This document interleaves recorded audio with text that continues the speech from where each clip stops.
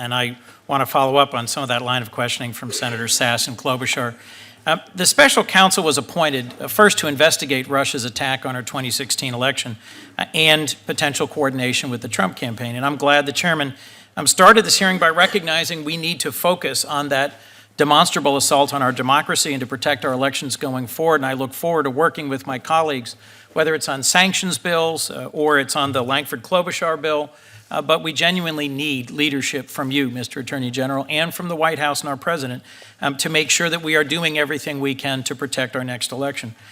But frankly, we also can't ignore Volume 2 of this report, which I think details unacceptable conduct by the president and his campaign. And that includes trying to fire the special counsel without cause. I appreciated the leadership of Senators Graham and Tillis, Booker, and I in a bill to try and protect the special counsel, something I think is still worth doing for future special counsels. We were told by many of our colleagues there was nothing to worry about because the president wasn't going to fire the special counsel, but I was particularly struck by some reports in the second volume that the president attempted to do exactly that. And I frankly, Mr. Attorney General, have concerns that your March 24 letter obscured that conduct and as a result worked to protect the president for several weeks rather than give the full truth to the American people, as I now believe Special Counsel Mueller was urging you to do, as reflected in the letter we just received today. So I'm going to ask you some questions about the report, but the bottom line is that I think we need to hear more about the special counsel's work from the special counsel. According to Special Counsel Mueller's report, in June of 2017, President Trump called White House counsel McGahn and directed him to have the special counsel removed. And I quote, this is from about page 85, 86.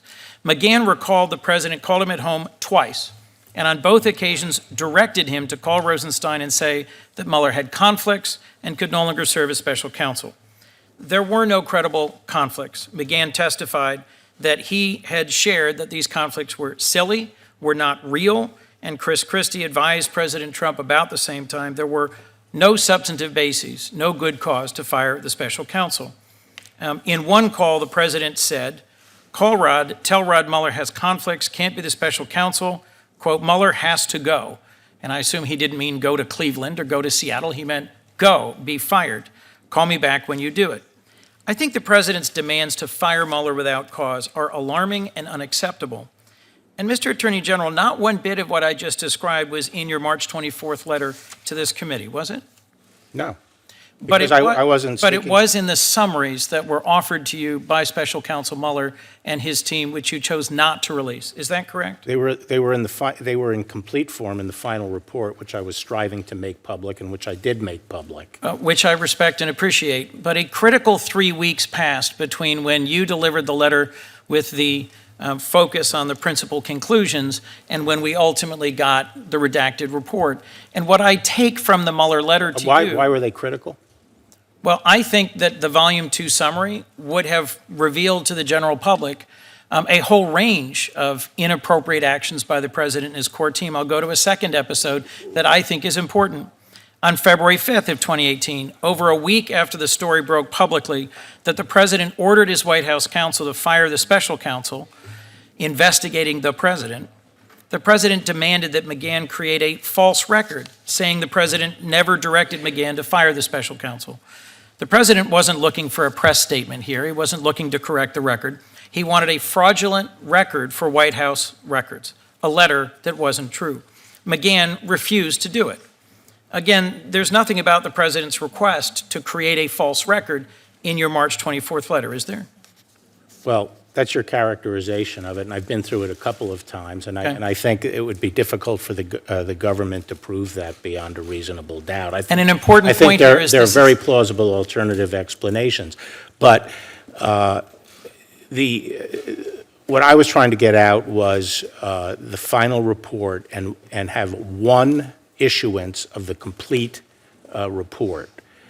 I made it clear in the March 24th letter that Bob Mueller didn't make a decision, but that he felt he could not exonerate the president. That's right. I wasn't hiding the ball on where Mueller was, and that he was presenting both sides of the issue, all the evidence, but he was not making a call, but he felt he couldn't exonerate the president. And then I briefly described the process we went through to make a judgment. internal into the Department of Justice.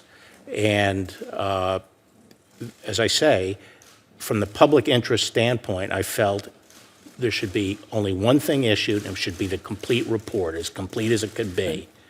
And I know we differ in our conclusions about what that meant, but my concern is that that gave President Trump and his folks more than 3 weeks of an open field to say, I was completely exonerated, when had you released the summaries of it, the first and second volume, we would have been more motivated than ever, based on the first volume, to work cooperatively to protect our next election, and more concerned than ever about misdeeds, about inappropriate actions by the president and by some of his core team as a result of the summary of the second volume. And at the end of the day, you've had a number of exchanges with colleagues where you've said, I can't tell you why Mueller chose not to charge. I want to hear that from Bob Mueller. I think we should hear from Special Counsel Mueller. Let me move on to a point that Senator Sass was just asking, but that I think is worth revisiting, about foreign intelligence and their role in our elections. The reason we had this investigation in the first place was George Papadopoulos was told the Russians had dirt on Hillary Clinton. The Russians had a direct contact to Donald Trump Jr. and offered to give dirt about his father's opponent. Donald Trump Jr. said, I love it, and invited the campaign chairman and president's son-in-law the campaign chairman to a meeting with the Russians to get it. Who did you say offered it? Who did you say offered it? In the second instance, it was Russians made an offer to Donald Trump. I have 30 seconds. Okay. Let me get to a question, if I could. Going forward, what if a foreign adversary, let's now say North Korea, offers a presidential candidate dirt on a competitor in 2020? Do you agree with me the campaign should immediately contact the FBI?